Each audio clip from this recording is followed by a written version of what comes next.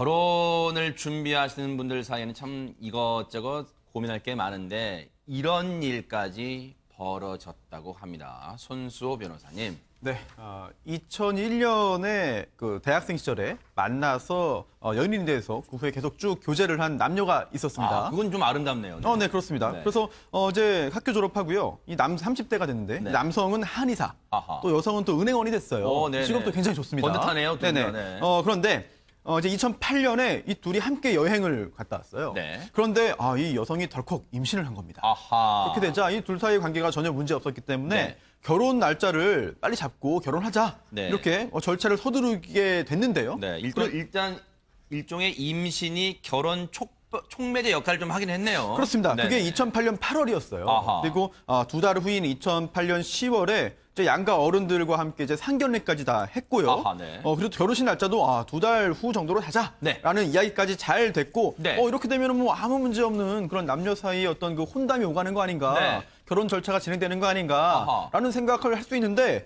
하지만 여기에서 뜻하지 않은 일이 발생합니다. 아하. 아니, 지금 저 얘기만 보면, 저 스토리만 보면은 누구나 한 번쯤은 생각해볼 대학교 때 만나서 뭐 CC였는지 모르겠습니다만 대학교 때 만나서 사랑을 키워와서 그 사랑이 변치 않고 결혼까지 약속을 하게 되는데 홍순민 아나운서 대체 그런데 두 사람 사이 무슨 일이 생긴 거예요? 그러니까 결혼식 일을 2달 뒤로 잡고 이제 상견례를 하게 네네. 되는데 상견례 자리에서 이 시어머니가 되실 분이 이 예비 며느리에게 이렇게 얘기를 했다고 합니다. 뭐라고요? 2억 5천만 원 지참금을 내놔라.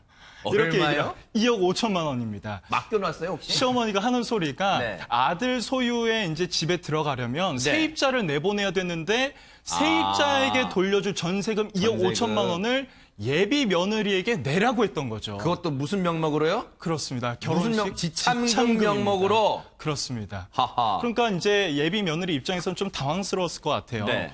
혼수 비용을 7천만 원 정도 준비를 해놨는데 네. 느닷없는 2억 5천만 원 요구에 당황을 하면서 네. 그 제안을 거절했던 겁니다. 네. 거절보다는 난색을 좀 표현했겠죠. 아유, 저희 어머니 이 7천만 원 정도 혼수 생각하고 제가 한 푼 두 푼 모았는데요. 당장 2억 5천만 원 준비하라고 하시면 저 그렇게 큰 돈은 없는데요. 어떡하죠? 오윤성 교수님. 이런 상황이 됐을 것 같아요. 근데 느닷없이 지참금으로 2억 5천만 원. 대체 무슨 심리였을까요? 시어머니, 예비 시어머니. 이거는 이제 표면적인 이유는 그런 것 같은데요. 사실은 이제 자기 아들이 그 한의사고 아하. 또 며느리 될 사람이 은행원인데 네. 이 두 그 직업 간에 있어서 자기 아들이 조금 그 손해본다 이렇게 생각을 했던 것 같아요. 그러니까 네. 이제 그것을 내가 키운 자식이 거기에 못 미치는 배우자가 오기 때문에 이걸 돈으로 보상하라라고 하는 그런 것들도 아이고. 있었을 것이고요. 네. 왜 그러냐면 지금 2억 5천만 원을 마련하라라고 하는 것이 내보내야 된다라고 얘기를 했지만 네. 실제로 이제 그 여성 측에서는 아버지 소유 있는 아파트로 들어가면 된다라고 얘기를 했거든요. 아. 그럼 그것이 목적이라면 2억 5천이라고 하는 것이 필요가 없게 되죠. 어허. 그리고 이제 또 하나는 네. 이제 그 이 며느리도 여성이고 이 시어머니도 여성이지만 네. 이 두 사람 사이에서는 아마 이 그 며느리 될 사람이 임신을 했다라고 하는 것이 그거는 두 가지 측면이 있어요. 하나는 요즘같이 아이를 갖기 힘든 그런 상황에서 어떻게 보면은 아주 제일 좋은 혼수다 이렇게 얘기를 하시는 분들도 있는데 네. 아마 이 그 남성의 어머니는 그것도 아마 좀 못마땅하게 생각을 했었던 것 같아요. 아하. 그렇기 때문에 이렇게 이제 부부 사이에 처음에 단추를 잘못 끼워가지고 네. 이제 시작을 하는 데 있어가지고 네. 부모가 옆에서 힘이 되는 것이 아니라 짐이 되는 상황이 돼버리면 네. 이것이 나중에 이제 결혼식을 하기 이전에 망쳐가지고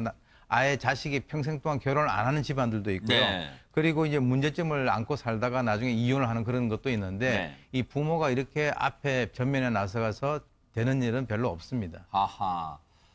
예비 시어머니 입장에서 물론 추정입니다만 이른바 자신의 아들을 어엿한 한의사로 키울 때 내가 얼마나 지금 물신명, 특히 돈 얼마나 들어간 줄 알아? 본전 생각이 났을 수는 있겠습니다만 그렇다고 예비 며느리 될 사람한테 지참금 명목으로 2억 5천만 원 해와라. 글쎄요. 이런 얘기를 할 수 있을까요? 그리고 대안으로 제시한 게 비슷한 평수에 친정 아버지의 소유로 된 아파트로 들어가면 되지 않을까요? 대안을 제시했는데도 그것도 no. 그렇게 하지 않겠다 했으니 이걸 어떻게 이해를 해야 될까요? 그런데 손수호 변호사님, 네. 어쨌든 애초에는 2달 뒤에, 즉 12월에 결혼을 하겠다고 약속했으면 예식장도 잡아놨을 거 아닙니까? 이게 참 그 부분도 문제가 생겼어요. 네. 뭐 예식장 잡기가 쉽지 않잖아요. 그래서 그렇죠. 한두 달 만에 뭐 아무데나 가서 하기도 쉽지 않습니다. 네네. 어렵죠. 그래서 애초에 이 두 부부가 합의해서 한 곳을 잡았어요. 아하. 잡았는데 굉장히 좋은 곳입니다. 네. 굉장히 높은 건물. 그런데 이 A 씨의 어머니가 격에 맞지 않는다. 하하. 라면서 거부한 겁니다. 네. 결국은 이제 아들에게 그 예식장 그 예약을 취소시키게 했고요. 아하. 그 후에 강남에 있는 아주 좋은 고급 호텔로 다시 잡아놨어요. 아하. 그런데 문제는 네. 이 지참금 갈등 때문에 양쪽 중에 둘 양가에서 어느 쪽도 예약만 했지 예약 관련된 그런 금액을 지급하지 않은 겁니다. 아, 지참금 문제를 신경 쓰다 보니까, 아이고. 그렇죠. 결국은 예약금을 안 냈으니까 이 예약이 취소돼서 아하. 결국은 먼저 예약했던 곳은 해제를 했고 네. 또 다음에 또 옮겨서 가려던 곳은 돈도 안 내서 취소가 됐고 네. 예식장 갈 곳이 아무것도 없어진 아, 상황이 된 거죠. 세상에.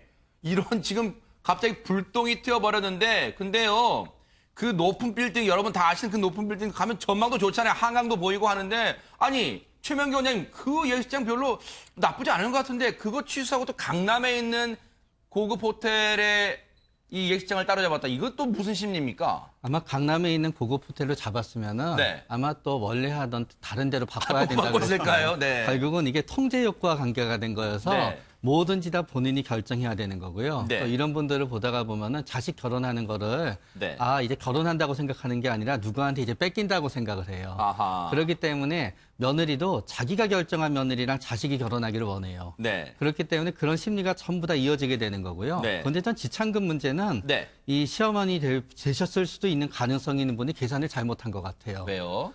왜냐하면은 이분들이 이 일이 있었던 게 10년 전이거든요. 네. 그러니까 남자는 24살, 여자는 23살이었어요. 네. 그렇기 때문에 처음 시작하게 되잖아요. 여자분은 안정적인 직업을 갖고 있었거든요. 네. 이 여자분이 가져오는 돈이 처음에 훨씬 더 많아요. 아하. 그리고 이분이 은행원이셨으니까, 네네. 네, 한의사였지만 이분은 항상 개원을 해서 망할 가능성이 있어요. 아주 마이너스가 되는 걸 전부 감안하게 되면은 네. 이 어머니는 우리 아들이 한의원을 개원해서 엄청나게 잘 되게 되고 최상의 얘기만 생각하고 듣고 아이고. 또 주위에서 누구는 얼마 받았더라, 누구는 얼마 받았더라 생각하지만 네. 사실은 돈을 좀 주고 결혼하는 게 사실 남는 거였을 거예요. 아니 그런데 앞서도 얘기 잠깐 나왔습니다만 홍수민 아나운서 결혼식장 예약은 했습니다만 지참금 문제로 갈등을 겪다 보니까 그 예약금 치름을 깜빡해가지고 예약이 이제 취소됐잖아요. 네. 그러면 결혼식을 어떻게 올리긴 올린 거예요? 그러면 어떻게 된 겁니까? 결혼식만 취소가 된 게 아니라요. 네. 이 남녀가 결혼을 하지 못하게 됩니다. 식을 못 올렸어요? 그렇습니다. 부부가 아. 되지 못한 거예요. 네. 근데 여성은 아까 그 임신을 하고 있는 상태였잖아요. 네. 그런데 이 여성이 결혼식을 올리지 못하고 혼자 아이를 낳고 네. 이제 홀로 아이를 키우고 있었다고 하는데요. 네. 이 남성 측은 생활비는커녕 뭐 양육비도 주지 않았다고 합니다. 아하. 아니 오윤성 교수님 이런 걸 이럴 때 써야 되나? 최소한 도의적인 책임은 져야 되는 거 아니? 자기 딸이잖아요. 이게 통상 이런 경우에서 남편에게 또는 남성에게 가장 중요한 것이 저도 이제 어떻게 보면 이제 주례를 그럴 경우가 네네. 있는데 그때 제일 강조하는 것이 책임감입니다. 네. 아까 얘기 나왔습니다만 2001년도에 대학생 때부터 어떻게 교제를 시작을 해가지고 그렇게 관계를 이어왔다면 네. 적어도 어머니가 이렇게 비합리적인 그러한 어떤 행동을 했을 때 본인이 아예 앞에 나가서 적극적으로 방패막이를 했었어야 이런 문제가 발생이 되지 않았을 텐데요. 제가 볼 때는 조심스럽게 추정을 합니다만은 어머니의 어떤 조정 통제에 대해서 아들이 소위 얘기해서 말을 잘 듣는 네. 그런 상황에서 본인 스스로가 어떤 그 판단을 잘 못하는 것이 아닌가라고 의심을 우리가 할 수 있을 정도라는 아하. 거죠. 그래서 24세 때 문제가 돼가지고 지금 한 10년 정도 해서 지금 34살 정도 됐으면 네. 이거는 이제 성인 남성이 돼가지고 본인이 어떤 결정을 해야 하고 아까 네. 말씀하신 대로 자기 딸 아닙니까? 네. 거기에 대해서 어떤 응분의 어떤 책임을 져야 되는데 지금 한 10년 정도 시간이 지나다 보니까 네. 남성도 약간 이제 마음이 이제 변한 거예요. 네. 그래서 이제 본인의 어떤 책임을 회피하는 그런 상황인데 네. 정말 드라마에 나올 수 있는 그런 얘기 같습니다. 네. 지금 화면에 화면상의 아래 그림, 작은 그림은요. 이 시각 현재 6.25 참전용사의 유해, 공환 행사를 갖는 모습입니다. 잠시 화면도 나왔습니다만 문재인 대통령이 이 행사의 의미를 더하기 위해서 직접 이 봉환 행사에 참석을 했고요. 헌화하고 또 분향까지 했던 모습 지금 여러분께 보여드리고 있고요. 저희가 잠시 뒤에 이 얘기 짚어보도록 하겠습니다. 지금 이 시각 현재 이제 유해봉환 행사는 열리고 있고요. 제가 잠시 뒤에 또 현장을 연결을 해보겠습니다. 앞서 그 얘기를 했는데 손소 변호사님, 네. 결국은 식을 못 올렸어요. 그런데 네. 어쨌든 임신은 했기 때문에 다 기간이 돼서 이 예쁜 딸을 출산했는데 남편이 될 뻔한 남성의 사랑을 못 받고 지금 자라고 있어요. 그리고 아무런 경제적 도움도 못 받았어요. 그러면 이 여성 입장에서는 참을 수 있는 한계점은 더 다다른 거 아닙니까, 지금? 그렇습니다. 뭐 정서적으로 참을 수 있는 그런 수준을 지난 것, 넘은 것과 동시에 네. 법적으로도 남성 측에 네. 책임이 발생해요. 아하. 그래서 이 남성과 또 시어머니가 될 뻔한 이 남성의 네. 어머니가 결국은 소송에 휘말렸습니다. 네. 왜냐하면 이 여성이 소송을 제기했기 때문인데요. 네네.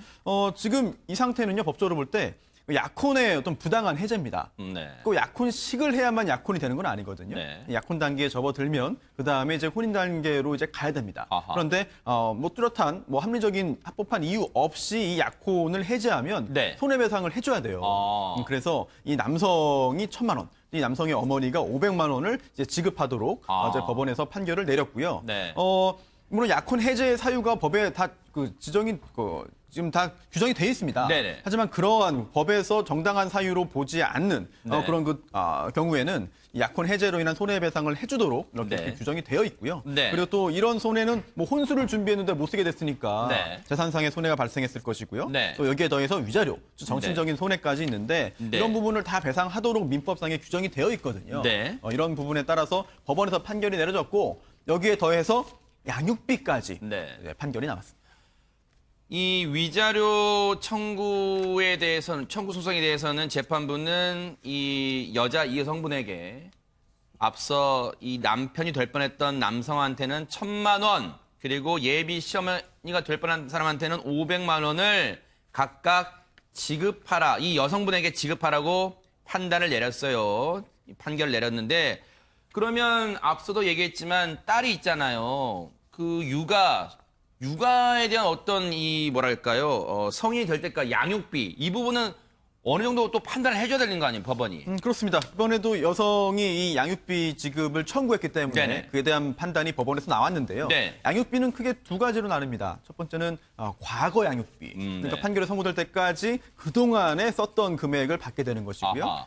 그리고 그 후에는 장래 양육비. 네. 그 후에 성년 될 때까지 계속 키워야 되니까요. 네. 그 기간 동안에 양육비도 받을 수가 있는데 네. 법원은 이제 과거 양육비 1,000만 원. 네. 그리고 장래 양육비, 딸이 성인이 될 때까지 단계적으로 50만 원, 70만 원, 100만 원씩 이렇게 차츰 이제 증액하면서 지급하라는 그런 네. 판단을 함께 내렸습니다. 과거에 키웠던 홀로, 정말 나홀로 육아휴직까지 하면서 이 여성이 홀로 키웠대요. 그래서 그 양육비 1,000만 원과 그다음에 앞으로 이 딸이 성인이 될 때까지 단계적으로 매달 50만 원, 70만 원, 그리고 100만 원씩 지급하라고 또 판결을 내려줬습니다. 이 여성분 입장에서는요, 그나마 법이 살아있다, 그리고 법에 눈물이 있다, 여기에 그나마 좀 위안을 얻을 수 있지 않을까 이런 생각을 해봅니다.